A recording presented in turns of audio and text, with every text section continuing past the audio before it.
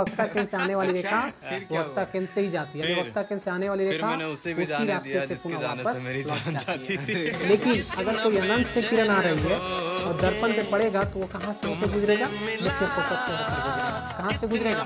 मुख्य फोकस से होकर गुजरेगा। तो ऑब्जेक्टिव क्वेश्चन के लिए बहुत इंपॉर्टेंट है। तो ध्रुव से मुख्य फोकस के बीच की दूरी को कहते हैं फोकस दूरी। क्या कहते हैं? फोकस दूरी। ये तुम्हारा जो है प्रतिबिंब की, ये जो है तुम्हारा प्रतिबिंब की ऊंचाई है। प्रतिबिंब की क्या हुआ? ऊंचाई, जिसको कहते हैं ए डैश बी डैश। ये प्रतिबिंब की क्या हो गया? ऊंचाई हो गया।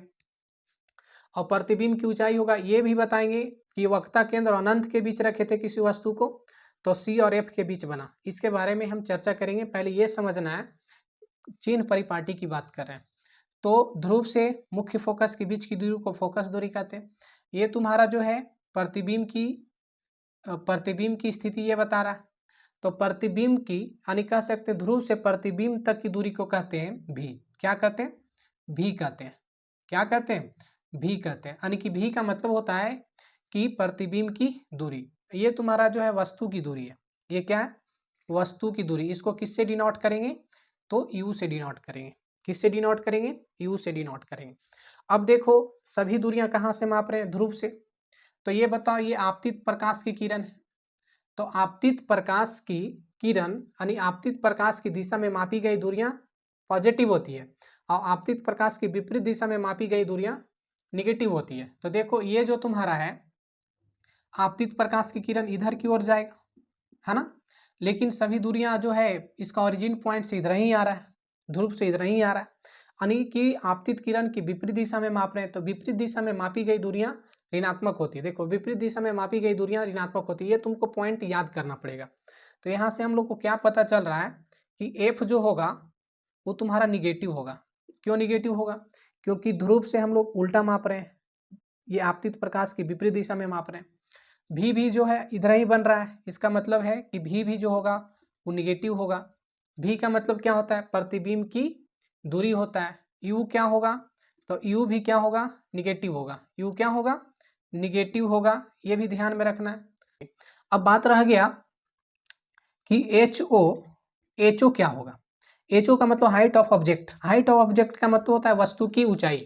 तो वस्तु की ऊंचाई जो है ये तुम्हारा देखो ऑरिजिन पॉइंट के ऊपर की ओर है।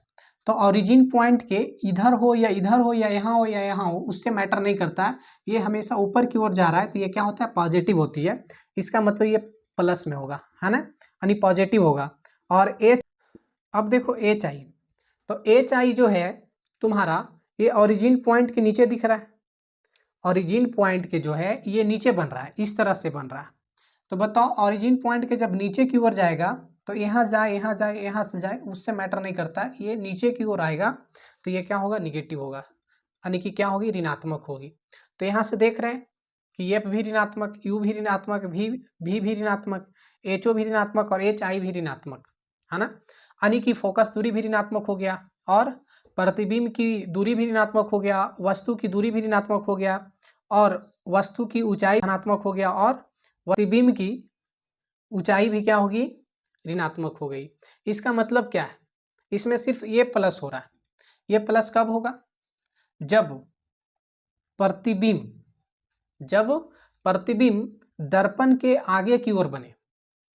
जैसे ये दर्पण जो है प्रवर्तक सतह के आगे की ओर है, तो दर्पण के जब आगे की ओर बनता है, प्रवर्तक सतह की ओर जब कोई प्रतिबिंब बनता है तो हमेशा वास्तविक प्रतिबिंब बनता है। कैसा प्रतिबिंब बनता है? वास्तविक प्रतिबिंब बनता है। और वास्तविक प्रतिबिंब हमेशा उल्टा होता है। यह ध्यान में रखना कि वास्तविक वास्तविक प्रतिबिंब हमेशा क्या होता है? उल्टा होता है। वास्तविक प्रतिबिंब क्या होता है? उल्टा होता है। क्या होता है? उल्टा होता है। लेकिन काल्पनिक प्रतिबिंब तो काल्पनिक प्रतिबिंब हमेशा क्या होता है? सीधा होता है। क्या होता है? सीधा होता है। तो वास्तविक प्रतिबिंब हमेशा उल्टा होता है और काल्पनिक प्रतिबिंब हमेशा सीधा होता है। जैसे ये तुम्हारा जो है ये जो है अगर मान लेते हैं प्रवर्तक सतह की ओर अगर कोई प्रतिबिंब बनता है तो वास्तविक प्रतिबिंब बनता है। वास्तविक प्रतिबिंब हमेशा उल्टा होता है। कैसा होता है? उल्टा होता है। और ये भी जान लेना कि वास्तविक प्रतिबिंब हमेशा दर्पण की आगे की ओर बनता है। दर्पण के किस ओर बनता है? आगे की ओर बनता है। अब देखो थोड़ा सा बात ये ध्यान में रखना है, क्या है कि अगर मान लेते हैं कि वास्तविक प्रतिबिंब अवतल दर्पण में, कौन सी दर्पण में, अवतल दर्पण में, अवतल दर्पण में वास्तविक प्रतिबिंब बनता है, वास्तविक प्रतिबिंब बनेगा, तो ध्यान से देखो, अगर वास्तविक प्रतिबिंब बनेगा तो हमेशा भी जो होगा ना वो निगेटिव होगा, यानी भी जो होगा वो क्या होगा, हमेशा निगेटिव होगा। लेकिन सेकेंड पॉइंट्स ये याद रखना है कि अवतल दर्पण में, अवतल दर्पण में काल्पनिक प्रतिबिंब बनेगा, काल्पनिक प्रतिबिंब बनता है, काल्पनिक प्रतिबिंब बनेगा तो भी हमेशा पॉजिटिव होगा, भी क्या होगा, पॉजिटिव होगा। भी का मतलब क्या होता है, तो भी का मतलब होता है प्रतिबिंब की दूरी, प्रतिबिंब की दूरी। तो अब ध्यान से देखो, तो प्रतिबिंब की क्या होती है दूरी, कब प्लस होगा और कब माइनस होगा। तो अवतल दर्पण में वास्तविक प्रतिबिंब बनेगा तो भी माइनस होगी। अब समझो क्यों, क्योंकि अगर मान लेते हैं वास्तविक प्रतिबिंब तभी बनता है जब क्या होगा कि दर्पण की ओर बनेगा, तो दर्पण की ओर बनने वाली सभी प्रतिबिंब वास्तविक होता है। लेकिन दर्पण के पीछे की ओर, अगर दर्पण के पीछे कोई प्रतिबिंब बनता है तो वो हमेशा क्या होता है, काल्पनिक होता है। क्या होती है, काल्पनिक होती है। अब ध्यान से देखो, और जो काल्पनिक प्रतिबिंब होता है वो सीधा होता है, जो कि अभी मैंने बताया। अब थोड़ा सा ध्यान में ये रखना है कि अगर मान लेते हैं कि प्रतिबिंब अगर बाहर की ओर बन गया, दर्पण की जो है पीछे बन गया, जैसे ये दर्पण है तो दर्पण के पीछे की ओर अगर प्रतिबिंब बनता है, सिर्फ प्रतिबिंब की जो दूरी है वो क्या होगी, धनात्मक होगी। क्यों, क्योंकि प्रतिबिंब यानी आपतित प्रकाश की दिशा की ओर चला गया। तो आपतित प्रकाश की दिशा में अगर किसी वस्तु को मापेंगे